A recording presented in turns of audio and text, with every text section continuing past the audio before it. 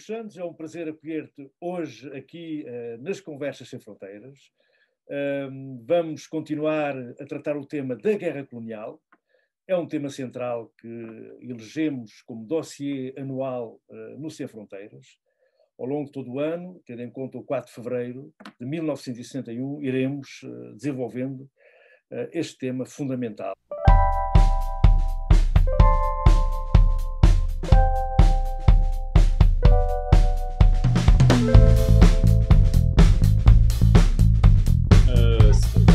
Muito obrigado pelo convite. Eu estou a falar de país, de França.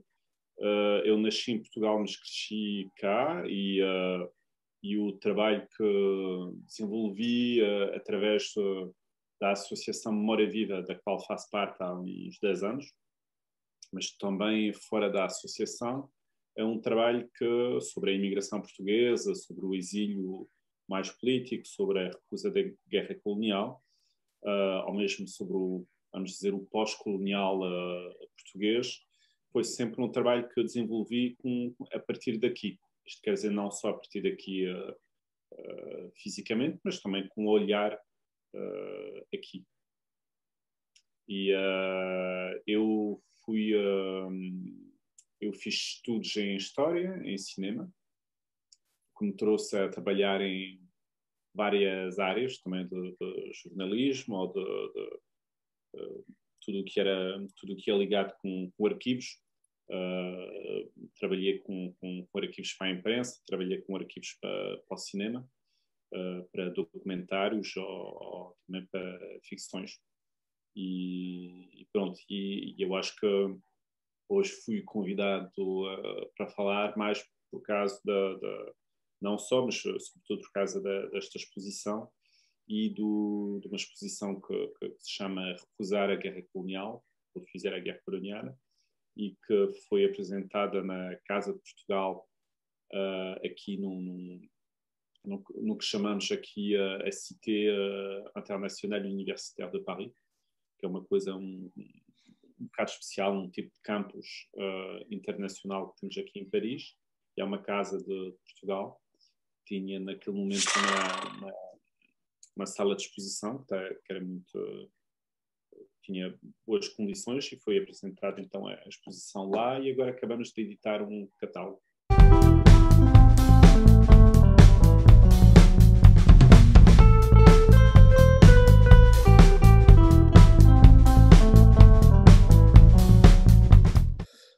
Muito obrigado, Hugo.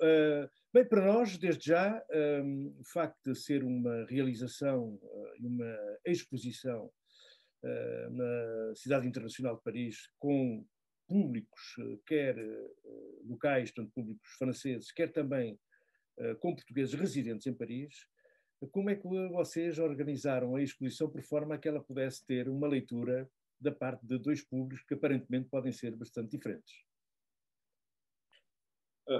Olha, a exposição foi apresentada em francês, porque na associação nós assumimos o facto de usar as duas línguas, por exemplo, em reuniões, misturar. No entanto, pensamos que a língua francesa é a língua também que a maior parte dos imigrantes hoje em dia usam. Porque nos anos 60, 70 era diferente, mas hoje em dia quase toda a gente fala francês. E então tentamos apresentar a exposição, obviamente, em francês. O catálogo já é em duas línguas, porque ali temos tempo de ler e tal, é diferente. E depois, para responder mais concretamente à tua pergunta, não sei se estes públicos são assim tão diferentes, porque depende das idades, depende das profissões, etc. Quer dizer, não sei se, por exemplo, um público... Se há mais diferença entre um público, por exemplo, de origem portuguesa e um de origem francesa. Por exemplo, um público que é estudante ou professor universitário e um público que é, por exemplo, operário, né? Quer dizer que as diferenças são várias. Então, nós refletimos mais a questão do público neste sentido. Não tanto em comunitário ou não comunitário, mas mais como é que podemos fazer uma abordagem mais ou menos clara para todos. Então, tentamos ter textos claros, foram feitos, escritos pelo historiador Víctor Pereira, que são textos que são, cientificamente, historicamente, são muito bons. No entanto, são assim textos simples de entender. Então, trabalhamos mais desta forma. A estruturação da exposição, por exemplo, é cronológica, temática e permite também entrar um bocado mais facilmente na história, tipo um tipo de pedagogia, vamos dizer, para entender isso. E depois a encenação foi feita também com a vontade de dar a possibilidade de uma imersão na temática. Quer dizer que a forma como as luzes estavam trabalhadas, o facto de usar muito vídeo, por exemplo, coisas assim, ou sons, permitia também a públicos que não são simplesmente peritas na área entrarem num tipo de ambiente. A minha ideia era de dar a conhecer e a entender a experiência das pessoas, mais do que entender a temática. Quer dizer, não é como um livro, por exemplo, onde tentamos temos várias possibilidades de entrar, vamos dizer, ou de refletir, de ir à procura de uma palavra, etc. É um bocado diferente. E eu acho que é isso. Depois, sobre quem veio à exposição ou não veio, é um bocado difícil, porque nós não podemos fazer uma análise precisa de quem veio. Porque o único registro era o livro de ouro, que muitas pessoas deixaram mensagens. As mensagens são de pessoas muito diferentes, de origem portuguesa, pessoas que escrevem em português, acho que há uma pessoa que escreveu em inglês, porque havia estudantes universitários que vinham lá, havia pessoas que fizeram a guerra, pessoas que recusaram a guerra, pessoas de origem espanhola antifranquista que os avós ou os bisavós exilaram-se em França. Então houve, acho, um público assim bastante diferente, mas houve uma base tradicional que tem uma ligação, não é tanto familiar, mas uma ligação em regra geral com imigração portuguesa ou mesmo com Portugal.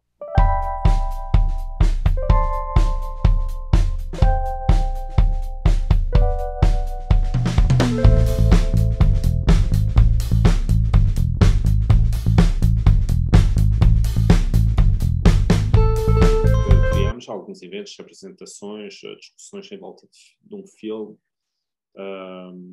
ou um tipo de colóquio, mas entre o colóquio e uma forma de abordagem mais em termos de educação popular, uma mistura um pouco híbrida das coisas. Então acho que foi um sucesso neste sentido.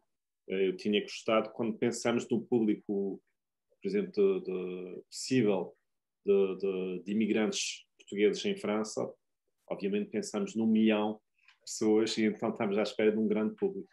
Mas, sim, com um sítio, com aquele sítio, com a comunicação que fizemos e mesmo com a temática, que é muito específica. Quando digo que é específica, não quer dizer que poucas pessoas passaram por aquela história. Estou só a dizer que é uma temática pouco conhecida. Não é que nós tentamos trabalhar, mas acho que foi um sucesso, porque é uma exposição que foi financiada pelo Ministério dos Negócios Estrangeiros. É uma coisa que em França seria impossível imaginar este Ministério financiar uma coisa, por exemplo, sobre a guerra da Argélia. E, então é bom de assinalar isso, que houve assim pessoas muito diferentes, com posições muito diferentes, mas que assumiram o facto que não, aquilo é uma história que se deve contar e que merece ser contada. Portanto, Hugo, quando procuramos interpretar o lema da exposição de recusar a guerra colonial, ela claramente é uma recusa no plano político em termos globais, portanto é uma guerra injusta, é uma guerra inaceitável, ou é principalmente introduzir, digamos, um dos elementos associados à recusa da guerra, que nós conhecemos todos, que é a prática concreta da deserção e a prática de uma recusa ativa, digamos, da parte dos mais jovens. A exposição com o recusar a guerra colonial abarcou vários aspectos desta recusa ou teve um enfoque, digamos, em particular? Sim, sim e não. Oui, oui, oui et non, bien au contraire, como se diz em francês. A ideia é que por já não quisemos focar nem só em desertores e também não quisemos heroizar esta história. Por já porque achei e achávamos que não é assim que se constrói uma memória coletiva, e também porque as próprias pessoas que, por exemplo, emprestarem documentos ou participaram na elaboração da exposição e que faziam parte desta história de forma concreta, que a viveram, também não gostavam desta abordagem. E então, além dos desertores e dos refratários mais, vamos dizer, políticos, quer dizer, que já estavam preparados, estruturados, etc., tu colocas um pouco a pergunta do grande número de pessoas que não foram à guerra colonial. Miguel Cardina fala de, no mínimo, 200 mil pessoas. A questão é de saber se as pessoas partiram para não fazer a guerra de uma forma politicamente ativa, ou se eram pessoas anticoloniais, militantes anticoloniais, etc. A exposição escolheu não escolher, no sentido que os estudos não foram claramente feitos sobre esta população. Porquê? Porque, e é aí que vou responder mesmo à tua pergunta, é porque a maior parte dos documentos que temos sobre esta história foram produzidos por pessoas que eram mais politicamente ativos, nomeadamente os desertores, mas não só. E isto não quer dizer que os documentos que eles produziam só falavam deles, eles falavam de todos. Mas para um historiador, por exemplo, quando ele começa a estudar esta temática, é obrigado a passar por estes documentos. Então, as primeiras pessoas que ele vai estudar, a quem ele vai colocar as perguntas, são estas pessoas. Qual é o perfil, por exemplo, destes desertores mais politizados? Não há um perfil. No entanto, pode-se dizer que, por exemplo, há uma possibilidade de utilizar a escrita, de produzir documentos de cultura, digo isto entre aspas, o que não eram sempre coisas que o imigrante lambda, ou aqueles que simplesmente partiram para não fazer a guerra, fugiam à guerra, porque é assim que se diz na imigração, não tinham esta possibilidade, ao menos naquele momento, porque, como se sabe, naquela época havia no mínimo 40% de analfabetos, ou 60%, já não me lembro Pronto. Então, quer dizer, a exposição escolheu não focar somente nesta parte mais politizada, mas através dos documentos que ela utilizou, acaba por focar-se bastante nestas figuras, mas não quisemos heroizar estas figuras e quisemos usar documentos que eles que falavam do resto.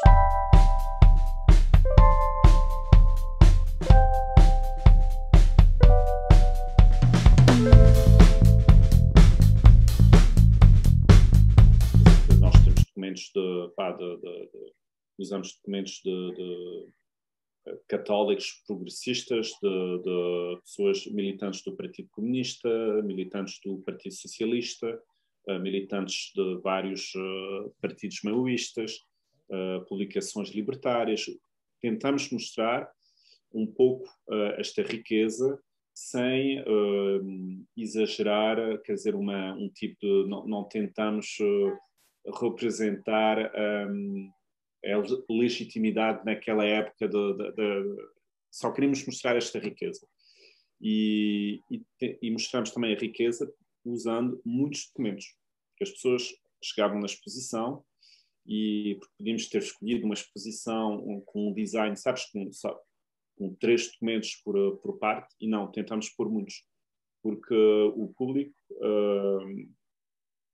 o grande público, como tu usaste a palavra praça pública, as pessoas na praça pública acham que pronto, é uma história que existe e tal, mas é minoritária, deve ser é interessante, é importante, mas quando vem centenas de documentos muito diferentes, ricos visualmente, vem que houve teatro, grupos de teatro, música, etc., ali começa a ser diferente, porque por já consegue entrar na intimidade, quando tens um documento mesmo assim ao pé de ti, entrar na intimidade do documento. E quando há assim muitos, entendes que há ali muitas intimidades que produziram aquilo, não é? Admitir que há uma relação, digamos, com a guerra colonial portuguesa, digamos, sobretudo com os franceses, com quem é quem reside em França, que necessariamente faz uma ponte de memória, digamos, com a guerra da Argélia. Portanto, há aqui alguma relação que pode ser estabelecida. Nas conversas, um pouco no debate, nas abordagens, essa matéria está presente hoje quando se fala da guerra colonial portuguesa, digamos, com os franceses diretamente. Sim, não. Os franceses têm uma tal obsessão com blocagem, trauma em volta da guerra da Argélia, sobretudo, porque, por exemplo, Indochina hoje já se perdeu, enquanto é uma história muito interessante. Até a recusa da guerra da Indochina é uma história muito interessante. Que eles têm dificuldades já não sabem que Portugal teve a sua guerra colonial, quer dizer, o grande público, e depois têm dificuldades em achar que aquilo foi mesmo guerra colonial, ou que aquilo foi assim tão importante como quando digo importante, não digo que foi bom, obviamente, mas quer dizer que não trouxe os mesmos problemas que eles tiveram. E depois eu acho que há uma especificidade aqui, que é a imigração da Argélia. Porque há aqui muitos imigrantes em França, da Argélia, e que criou-se aqui em França uma obsessão racista em volta do imigrante vindo não só da Argélia, mas também do Maghreb, e que é um racismo que foi construído na época colonial, mas que foi enfatizado durante a guerra da Argélia e depois. E esta focalização, esta obsessão, como há muitos imigrantes que vêm daquele país aqui em França, traz o facto que a guerra colonial francesa ainda é uma coisa assim muito viva, mas ligada com um racismo ordinário aqui muito forte, e agora focaliza-se mais sobre o Islã, mas na realidade é um pouco a mesma coisa, é simplesmente uma evolução do mesmo racismo desde a época colonial, o que traz que eles têm uma relação ainda mais difícil do que os portugueses com o próprio colonialismo português e guerra colonial portuguesa. Não digo que em Portugal não haja um racismo específico sobre, por exemplo, com negros em Portugal. Não digo que é uma coisa que passa facilmente, não digo que não há imensos problemas, não digo que os antigos combatentes foram desconsiderados em Portugal, não estou a dizer isso, estou só a dizer que em França parece-me pior. A diferença é que, a nível académico, houve, eu acho, muito mais estudos do que em Portugal. Eu acho que é a única diferença a única coisa mais saudável, vamos dizer, em França, não é aquela coisa do grande público, é mesmo a parte académica, porque, e sobretudo os últimos 10 anos, houve muitos estudos sobre a arquitetura colonial, sobre, quando digo colonial, de guerra colonial, sobre os campos, sobre tal massacre, sobre permanências, por exemplo, da polícia francesa, de técnicas da polícia francesa naquela época e hoje em dia. E são coisas que me parecem pouco abordadas em Portugal. Do que eu vi, os estudos são mais especificamente sobre ações de guerra, sobre ações políticas ou partidos políticos durante a guerra colonial, mas ainda não se tocou assim em temáticas mais transversais, mas é só a nível académico que estou a dizer. Sim, há todo um trabalho para desenvolver e aprofundar, relacionado com a atividade da PIDE, por exemplo, na Guerra Colonial, nas ex-colónias, com todo o quadro, digamos, de trabalho, tudo o que tem a ver a relação com digamos, ainda formas de escravatura, formas de trabalho existentes durante o período colonial, que praticamente não é tocado. Ainda se fala um bocadinho do Eldorado, de cidades e de localidades onde se vivia de uma forma, se viveria de uma forma, digamos, consensual. Há uma mistificação ainda muito grande de aspectos, digamos, desse período particularmente grave da história dos portugueses e de Portugal, e que certamente poderá e deverá ter, digamos, aprofundamento no futuro, através de mais narrativos, mais estudos, mais exposições. Eu acho que em França uma coisa que ajudou e que ajuda hoje bastante é o facto de haver estudantes ou novos pessoas que pesquisam estas temáticas e que têm uma ligação com aquela história, porque são netos, às vezes, de pessoas que foram colonizadas e então têm uma forma de encarar isso ou de ver a urgência de estudar aquela temática que é mais forte do que o resto da população. E ultimamente acho que há muitos estudos assim interessantes que vêm mais são franceses, mas quer dizer que de pessoas que têm uma ligação familiar, uma memória desta história. Que eu acho que é muito interessante o que o Miguel Cardina está a fazer com o Projeto Chrome, que ele tenta desenvolver, por exemplo, estudos de historiadores africanos, por exemplo. Não sei se ele trabalha com pessoas de origem africana, quer dizer, de ex-colonizados e que se tornaram portugueses. Não faço ideia, mas eu acho que é muito interessante desenvolver a pesquisa diretamente dos historiadores africanos. Eu acho que eles vão trazer novas perspectivas, vão trazer coisas. Hugo, eu acho que hoje vamos ficar por aqui. Agradeço muito o teu tempo, a tua disponibilidade.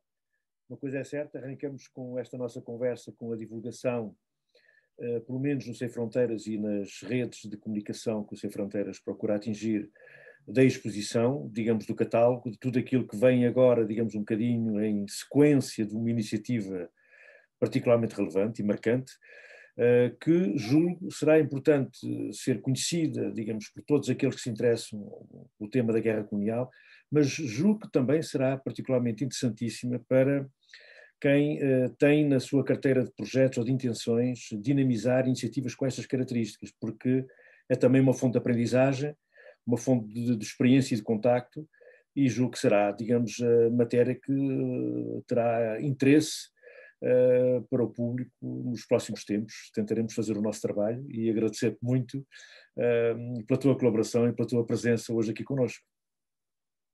Obrigado. Obrigado também. Do convite.